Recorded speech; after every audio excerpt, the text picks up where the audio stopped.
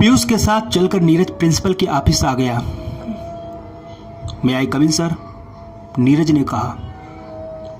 Neeraj please come, principal ने file को seat में रखते हुए कहा। नीरज और पीयूष दोनों अंदर आ गए और हाथ में बांधकर खड़े हो गए। नीरज 1 महीने बाद कॉलेज में वार्षिक उत्सव है जो कि हर साल होता है। इस बार इसके सभी कार्यक्रम की जिम्मेदारी तुम पर है, प्रिंसिपल ने नीरज से कहा। बिल्कुल सर, मैं सब व्यवस्था कर दूंगा, नीरज ने मुस्कुराते हुए कहा। प्रिंसिपल से बात करके नीरज बाहर आ गया। पीयूष और बाकी दोस्तों के साथ मिलकर प्रोग्राम की लिस्ट बनानी शुरू कर दी। अगले दिन कॉलेज के नोटिस बोर्ड पर वार्षिक उत्सव के बारे में सूचना लिखी हुई थी। कल्याणी कॉलेज आई और नोटिस बोर्ड देखा। नोटिस बोर्ड पर डांस, सिंगिंग, वॉक प्रतियोगिता, कविता गान प्रतियोगिता और ऐसे अनेक प्रोग्राम के बारे में लिखा हुआ था। कल्याणी वहां से बारामदे की तरफ बढ़ गई। बारामदे में कल्याणी शालिनी को देखकर कल्याणी उसके पास गई, लेकिन शालिनी ने कल्याणी से कोई बात नहीं की और वहां से चली गई। शालिनी अभी भी कल्याणी से नाराज थी। कल्याणी उस उदासी क्लास की तरफ बढ़ गई। कल्याणी आकर क्लास में बैठ गई। आज नीरज क्लास में नहीं था। कल्याणी आकर अपनी सीट पर बैठ गई।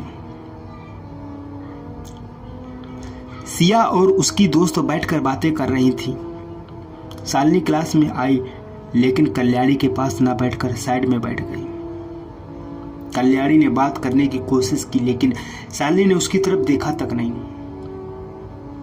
अतुल क्लास में आया और पढ़ाने लगा, लेकिन कल्याणी आज पढ़ने में बिल्कुल मन नहीं लगा रहा था। अतुल क्लास लेकर चला गया। अतुल के जाने के बाद कल्याणी शालिनी के पास आई तो शालिनी उसका हाथ झटक कर वहां से चली गई। कल्याणी की आंखें भर आईं। तभी सिया ने उसका मजाक उड़ाते हुए कहा, क्या हुआ दोस्त, भाव नहीं दे रही? कल्याणी ने सिया की तरफ देखा और वहां से जाने लगी। अरे रुको रुको, तुम्हें पता है तुम जैसी लड़कियां किस लिए बनी हैं? सिर्फ मजाक बनाने के लिए। तुम्हें लगता है यहां तुमसे कोई दोस्ती करेगा? कोई नहीं करेगा, सिया ने कहा। कल्याणी अब भी चुपचाप सब सुनती रही और वहां से चली गई। बाहर खड़ी कल्याणी शालिनी का इंतजार करने लगी। शालिनी सिया की बात सुनकर क्लास में आई और सिया के सामने खड़ी हो गई। क्या कहा?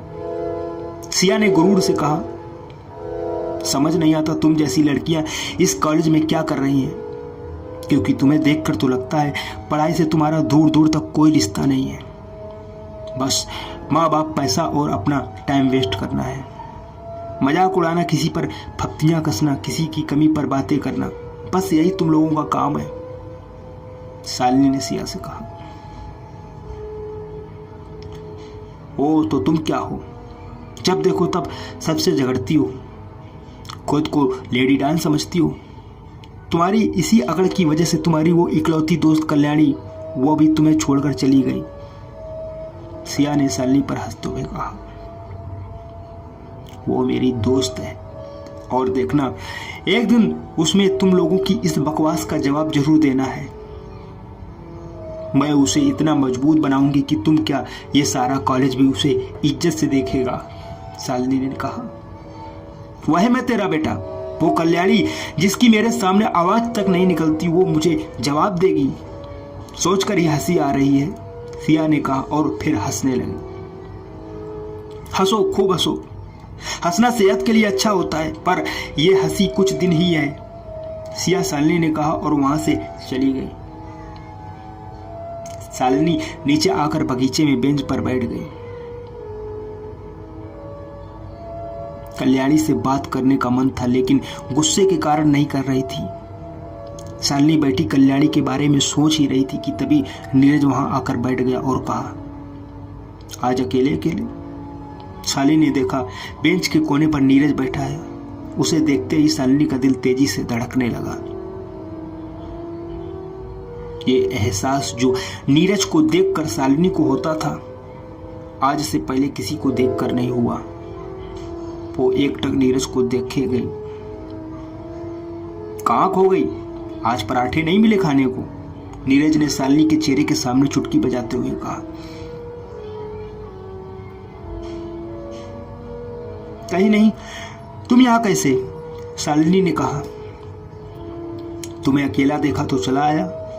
वैसे आज तुम्हारी दोस्त दिखाई नहीं दे रही, नीरज ने कहा। हाँ, वो मैं उससे नाराज हूं, शालिनी ने नाराजगी दिखाते हुए कहा। क्यों? नीरज ने पूछा। वो ना बिल्कुल डरपोक है।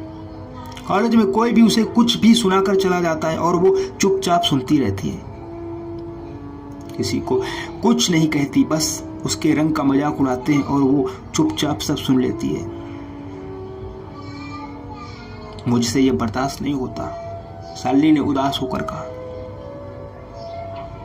नीरज चुपचाप सुनता रहा। पता है, मैं हमेशा उसे कहती हूँ स्ट्रांग बन, लेकिन वो पता नहीं किससे इतना डरती है। जब देखो तब खोई रहती है। पता नहीं उसका क्या होगा। बहुत अजीब है वो। कभी कभी तो उसे समझना बहुत मुश्किल हो जाता है, शालिनी ने कहा। वो अजीब नहीं है शालिनी, तुम्हारी दोस्त बाकी लड़कियों से बस थोड़ी अलग है।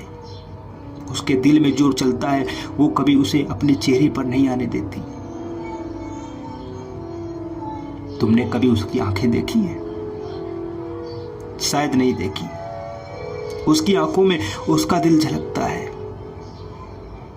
नीरज ने कहा तो शालिनी उसे गौर से देखने लगी और कहा, तुम तो मुझे उससे ज्यादा जानते हो। कैसे? शालिनी की बात सुनकर नीरज झेप गया और इधर उधर देखते हुए कहा, वो मैं तो बस ऐसे ही कहा। जैसे भी कहा वो बहुत अच्छा कहा। तुमने सही कहा, वो थोड़ी अलग है, इसलिए तो वो मेरी दोस्त है और हमेशा रहेगी, शालिनी ने खुश होकर कहा। तो फिर जाओ बात करो उससे, उसे तुम्हारी जरूरत है, नीरज ने कहा। शालिनी ने कुछ नहीं कहा। कुछ देर नीरज की तरफ देखती रही और फिर कहा, ठीक है, अभी जाकर करती हूं। भूख भी लगी है, क्या पराठे मिल जाएं? शालिनी की बात सुनकर नीरज मुस्कुरा उठा। शालिनी की बात सुनकर नीरज मुस्कुरा उठा। शालिनी उठकर कल्याणी क्लास की तरफ चल गई। नीरज वहीं बेंच पर बैठा कल्याणी के बारे में सोचने लगा।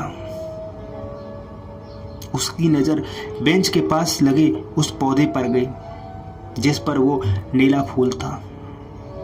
नीरज उसे प्यार से देखने लगा।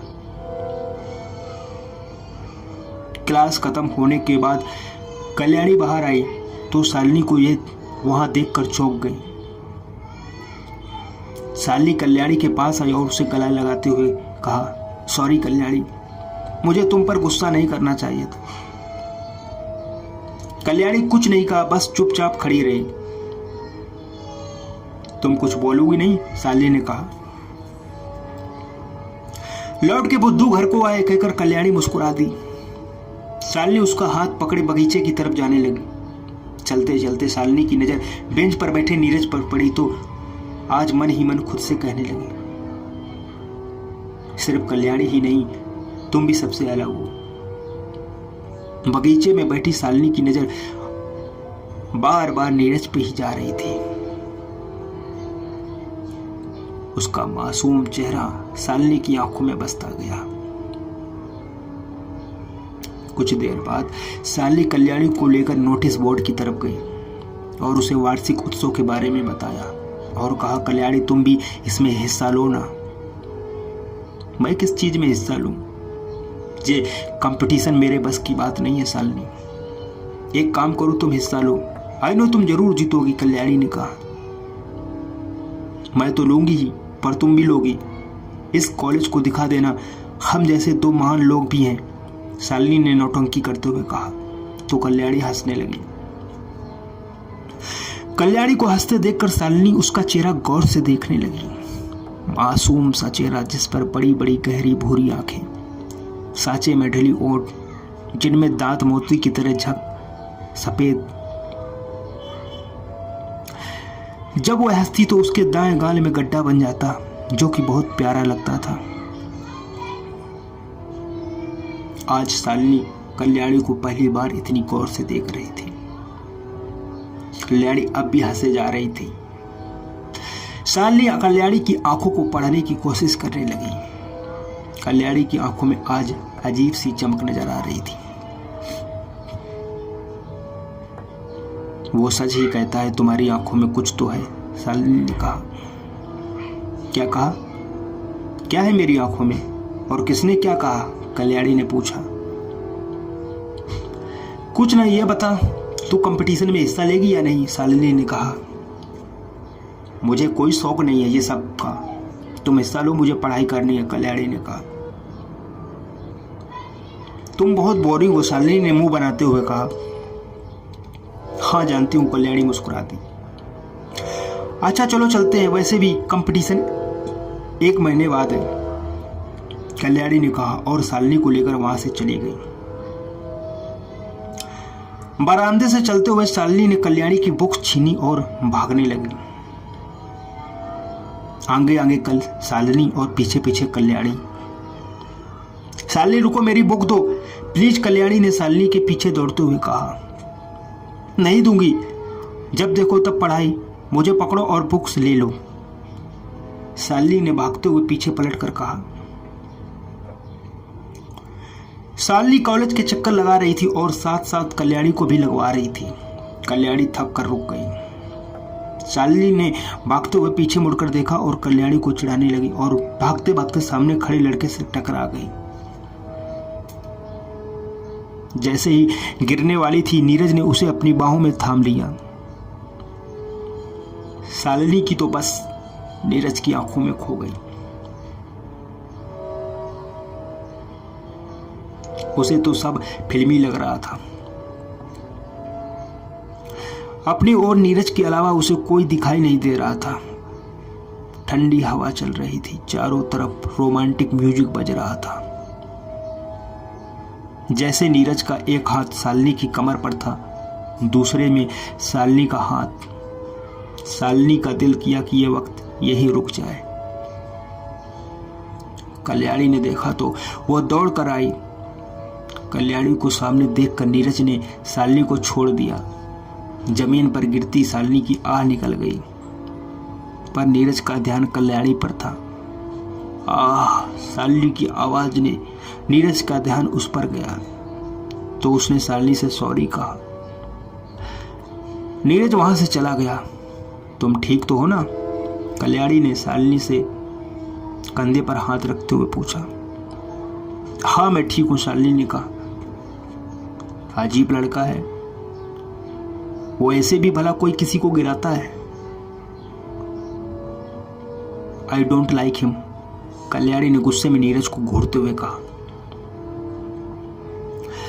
शालिनी ने जाते हुए नीरज को देखा और मुस्कुराते हुए कहा, बट आई लाइक हिम।